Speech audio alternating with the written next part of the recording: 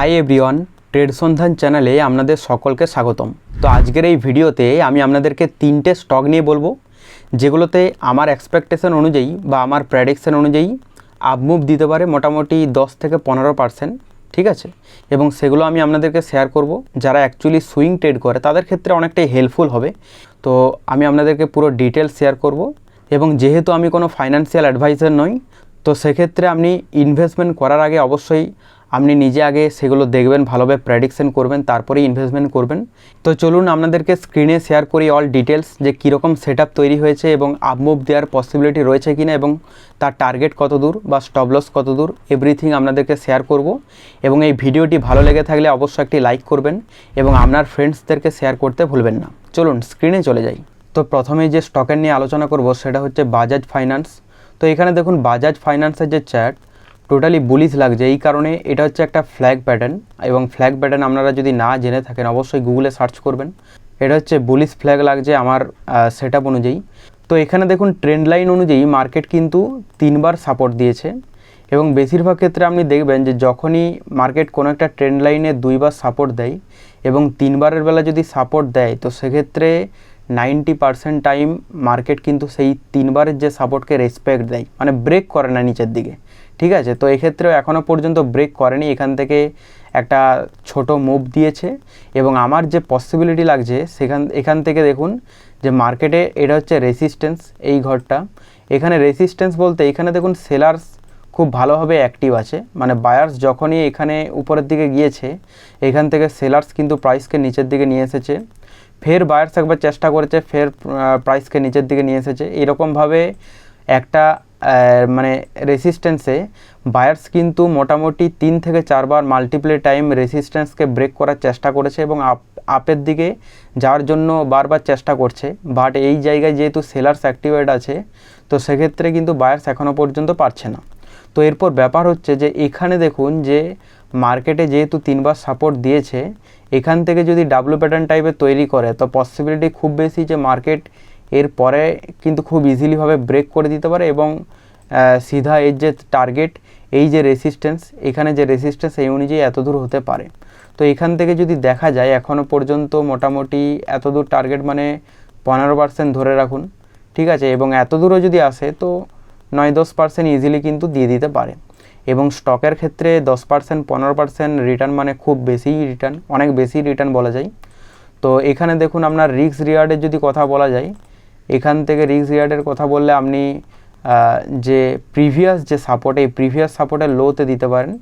এখানে ছোট stop loss ছোট এবং টার্গেট বড়, মানে এখানে আপনি ফার্স্ট টার্গেট এখান থেকে বুক করে নিতে পারেন বা এখান থেকে সেকেন্ড টার্গেট দিতে পারেন।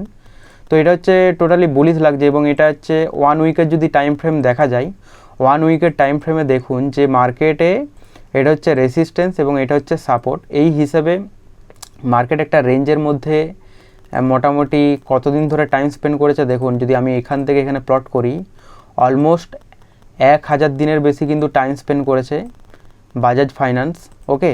তো এখান থেকে যদি আপনি লং টাইমের গোল রাখেন তো সেক্ষেত্রে পসিবিলিটি অনেক বেশি যে মার্কেট এখানে টাইম স্পেন্ড করে ব্রেক করে একটা বড় রকম কিন্তু আপমুভ দিতে পারে। তো এটা হচ্ছে লং টাইমের প্ল্যান। এবং আপনি যদি 1 ডেজের টাইম ফ্রেমে দেখেন এবং শর্ট টাইমের, তো সেক্ষেত্রে ইজিলিভাবে কিন্তু এখানে 10% বা 15% দিয়ে দেওয়ার পসিবিলিটি রয়েছে। তো এগুলো কোনো ফাইন্যান্সিয়াল অ্যাডভাইস নয়, আমার সেটআপ তৈরি হয়েছে এবং আমার যে এক্সপেকটেশন সেটা শুধুমাত্র আমি আপনাদেরকে শেয়ার করলাম। তো এখান থেকে আপনি ইনভেস্ট করতে চাইলে আপনার নিজের রিস্কে করবেন, এবং আপনাকে প্রথমে ভালোভাবে প্রেডিকশন করতে হবে, তারপরে কিন্তু আপনি এখান থেকে ইনভেস্টমেন্ট করতে পারেন। এবারে সেকেন্ড যে স্টক সেটা হচ্ছে যে কল্পতরু প্রজেক্ট।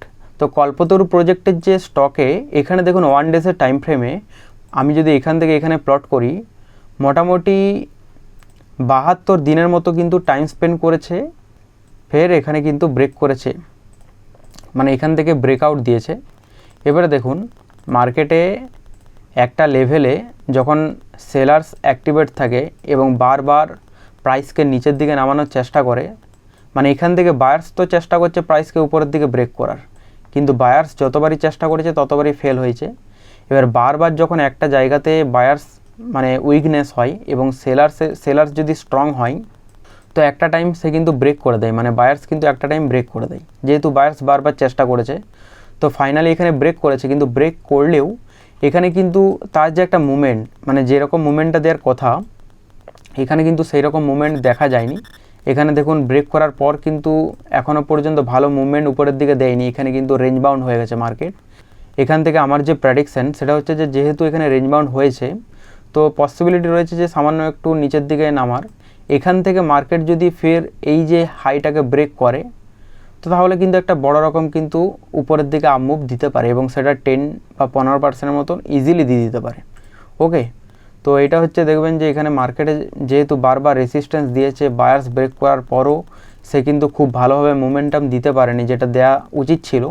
তো এবং এখানে রেঞ্জ বাউন্ড হয়ে গেছে, তো পসিবিলিটি রয়েছে যে বায়ার্সও চাইবে যে একটা বড় রকম উপরের দিকে আপ মুভ দেওয়ার, সেই জন্যই এখানে কিন্তু বারবার চেষ্টা করেছে। ওকে, এবং এখান থেকে যদি ব্রেক করে, ব্রেক করার পর একটা আপ মুভ দিতে পারে। এবং থার্ড যে আমার স্টক সেটা হচ্ছে, এখানে যে থার্ড স্টক সেটা হচ্ছে ওয়েলস্পুন কর্পোরেট এলটিডি। তো এখানে দেখুন সেম মানে এর আগের যে স্টকটার মতোই একই প্যাটার্ন তৈরি করেছে। এখানেও দেখুন বায়ার্স হচ্ছে বারবার চেষ্টা করেছে, এবং এখান থেকে যেহেতু সেলার স্ট্রং আছে সেহেতু প্রাইসকে নিচের দিকে ফল করেছে। ওকে, তো এখান থেকে দেখুন এই জায়গায় ব্রেকআউটও দিয়েছে, কিন্তু ব্রেকআউট দিলেও সেই কিন্তু এখানে সাস্টেন করতে পারেনি। এখানে দেখুন মার্কেট সাস্টেন করতে পারেনি বলেই কিন্তু সেলার্স প্রাইসকে আবার নিচের দিকে নামিয়েছে। এবং এখানে ইলেকশন যে রেজাল্ট, ইলেকশনের রেজাল্টের জন্য এত বড় একটা উইকনেস।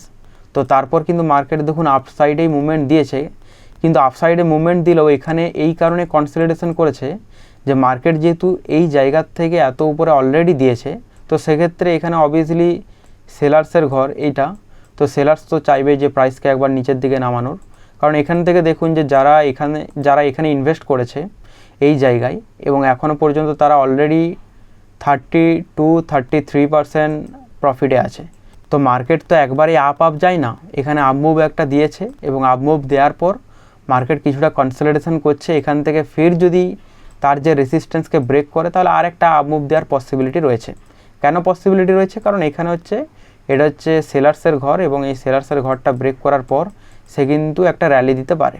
কিন্তু এখানে কনসলিডেশনের কারণ এইটাই যে মার্কেট অলরেডি এই জায়গার থেকে এই জায়গায় এত দূর গিয়েছে। ওকে, এই কারণের জন্য এখানে কিন্তু সে টাইম স্পেন্ড করছে। দ্যাট মিনস সে এখান থেকে যদি ব্রেক করে তাহলে পসিবিলিটি রয়েছে একটা আপ মুভ দেওয়ার, এবং এখান থেকে 10 বা 15% ইজিলি কিন্তু দিয়ে দিতে পারে। তো এগুলো সবই হচ্ছে আমার নিজস্ব প্রেডিকশন, এবং আমার সেটআপ অনুযায়ী আমি আপনাদেরকে শেয়ার করলাম।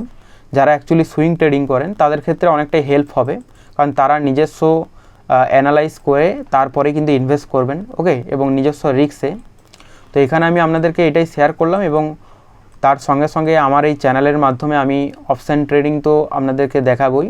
তো এই সুইং ট্রেডিংয়ের পাশাপাশি আমি অপশান ট্রেডিংয়ের নিয়ে ভিডিও তো এই চ্যানেলের মাধ্যমে আমি আপনাদেরকে শেয়ার করবই। যেদিন আমি অপশান ট্রেডিং করব সেদিন আমি আপনাদেরকে পুরো ডিটেলস শেয়ার করব, সেখানকার সেটআপ, সাইকোলজি, মাইন্ডসেট, সেখানে বায়ার্স কোথা থেকে অ্যাক্টিভ হয় বা সেলার্স কোথা থেকে অ্যাক্টিভ হয়, মানে যা কিছু আমি শিখেছি ট্রেডিং জার্নিতে সেগুলোই আমি আপনাদেরকে শেয়ার করব। ওকে, তো ফ্রেন্ডস, আজকের এই ভিডিওটি আপনাদের কেমন লেগেছে অবশ্যই কমেন্ট বক্সে জানাবেন।